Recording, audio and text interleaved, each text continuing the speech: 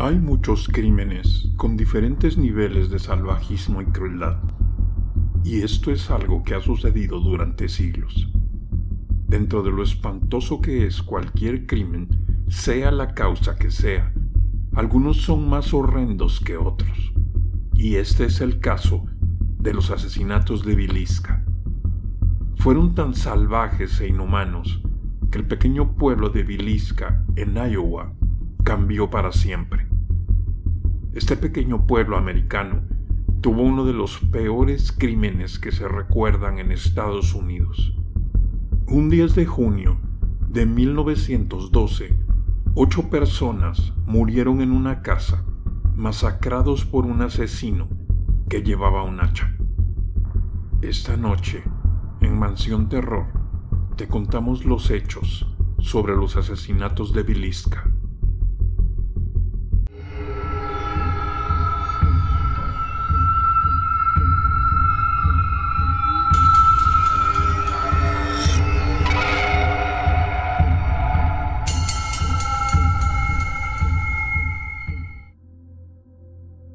A principios del siglo XX, Villisca se estaba convirtiendo en una de las localidades más prósperas en el condado de Montgomery, en Iowa, al menos para los Moore, una familia acomodada y querida en la localidad.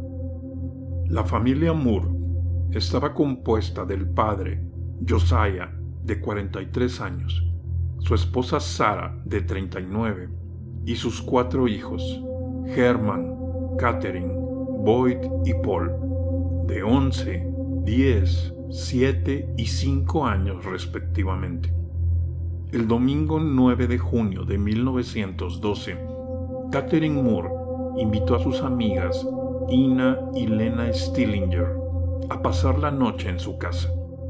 Esa noche, las niñas que se iban a hospedar en su casa y la familia Moore acudieron a la iglesia presbiteriana donde participaron en el programa del Día del Niño, que Sarah Moore había coordinado.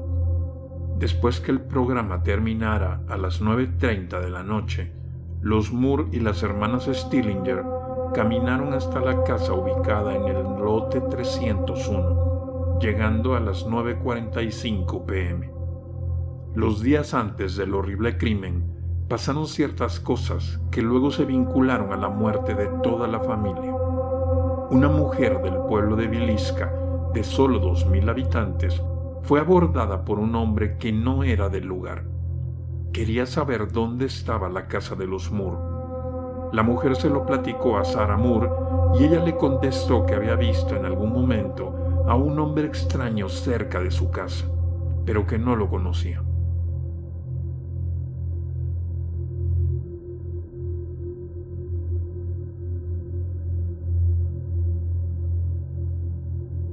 El asesino ingresó a la casa en algún momento de la noche y comenzó en el dormitorio principal, donde Josiah y Sarah Moore dormían.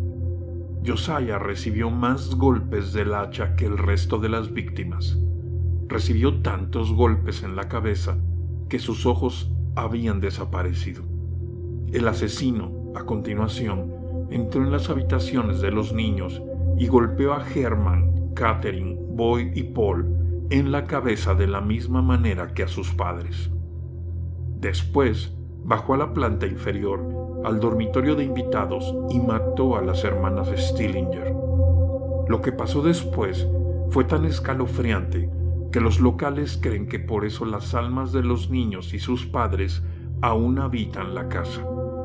El asesino, hacha en mano, volvió a subir y hachazo a hachazo redujo las cabezas de los Moore a trozos y pulpa ensangrentada. Los investigadores creen que todas las víctimas, excepto Lena Stillinger, estaban durmiendo en el momento de los ataques. Los investigadores también creen que Lena intentó defenderse, ya que se encontraba tumbada transversalmente en la cama y tenía una herida defensiva en el brazo. Además, Lena fue encontrada con su camisón largo empujado hasta la cintura y sin ropa interior, lo que llevó a la especulación de que el asesino la abusó sexualmente o al menos lo intentó. Una de las cosas más extrañas de este misterioso crimen es que lo último que hizo el asesino fue tomar un trozo de tocino de 2 libras de peso del refrigerador de los Moore y lo envolvió en una toalla, para luego dejarlo en la planta baja junto a un llavero que aparentemente no pertenecía a los Moore. Posteriormente, se lavó las manos en la cocina y se sirvió un plato de comida que dejó a medio terminar. Y antes de dejar la escena de la masacre, cubrió todos los espejos de la casa y huyó, dejando el hacha en el último dormitorio. Se fue cerrando la puerta de la casa con llave.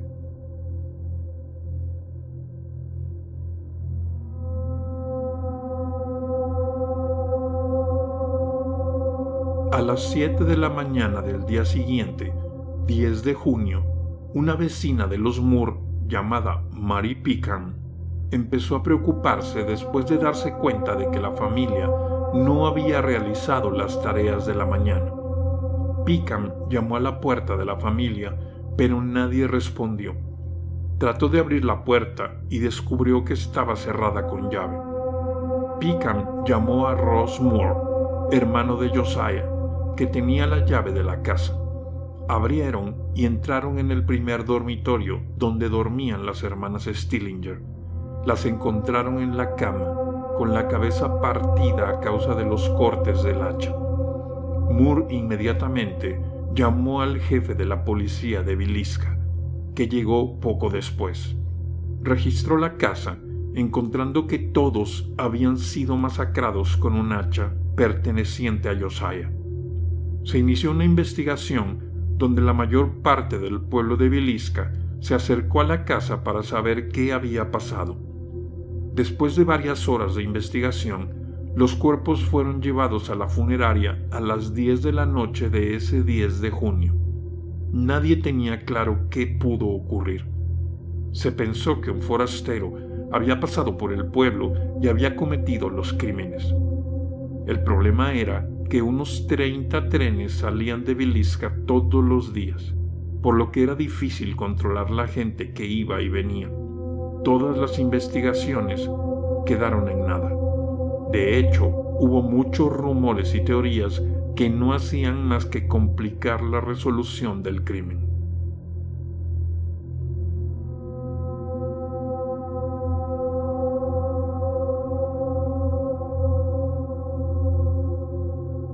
A lo largo de la investigación surgieron muchos sospechosos posibles, como George Kelly, un ministro ambulante del cual decían que estaba un poco desequilibrado y quizás era un pedófilo. Frank F. Jones, un ex trabajador resentido de la familia.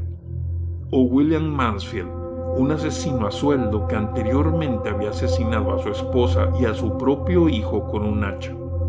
O inclusive Henry Lee Moore, un posible asesino en serie que mató a su madre y a su abuela también con un hacha. Los rumores hicieron que las teorías se prolongaran durante décadas. Nadie sabía quién había cometido el horrendo crimen y la gente no hacía más que hablar y dar su opinión. Aunque nunca se pudo capturar al asesino, hubo varios sospechosos con historial violento e incluso acusaciones por otros crímenes. Sin embargo, no fueron tan terribles como los que habían pasado en la casa de los Moore. Las teorías no se sostuvieron y no se pudo detener a nadie. Al final, nunca se encontró al culpable.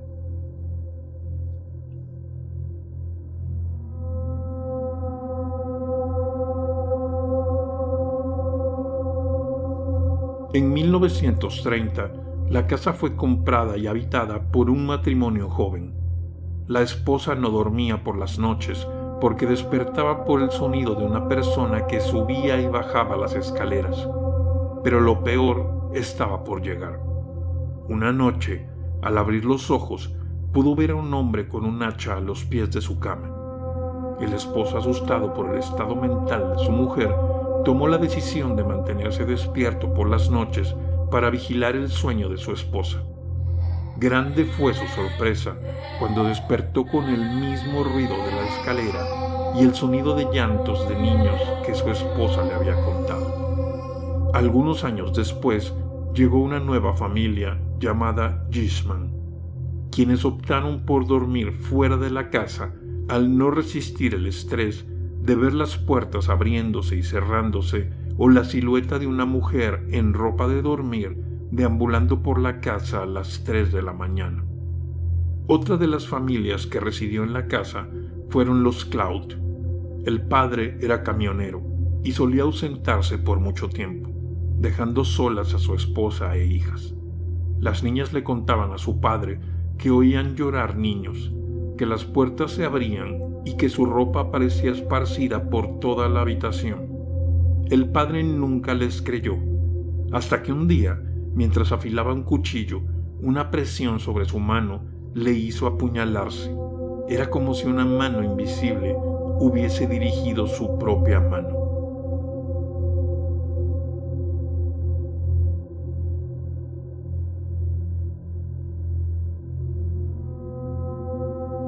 En 1994, Darwin y Martha Lynn compraron la antigua casa de los Moore. La casa fue devuelta a su estado original por sus nuevos propietarios, para abrirse al público como un museo, y fue incluida en el Registro Nacional de Lugares Históricos de Estados Unidos.